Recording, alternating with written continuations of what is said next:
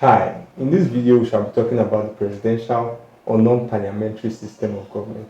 Now, this is a system whereby executive powers or governmental powers rests in the hands of a figure called the president. Now, executive powers are simply or is simply referred to as the right of a figure or an individual to enforce rules and regulations. Let's consider some features of presidential system of government. Number one, the president is both the head of state and the head of government. Now, this means not only is he the representative of such country, he is also in charge of enforcing policies in that country. Number two, the principle of separation of power applies in the presidential system of government. Number three, the principle of collective responsibility does not apply in the presidential system of government.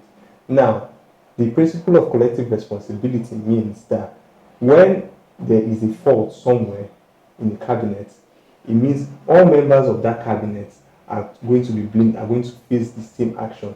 One person will not be singled out for punishment, one person will not be removed. The whole cabinet will be removed and they will be punished together. Number four, the powers of the president in the presidential system are limited to a tenure and it is usually 4 years. And number five, in the presidential system, the constitution is supreme. Let us talk about functions of a president in the presidential system. Number one, a president gives assent or vetoes bills.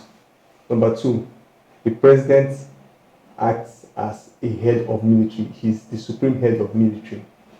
Number three, the president the president has the prerogative of mercy, which means he has the right and ability to pardon convicted or ex-convicts.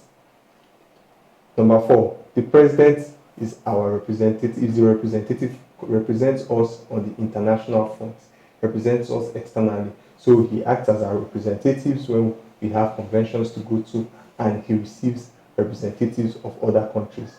And number five, he prepares the national budget.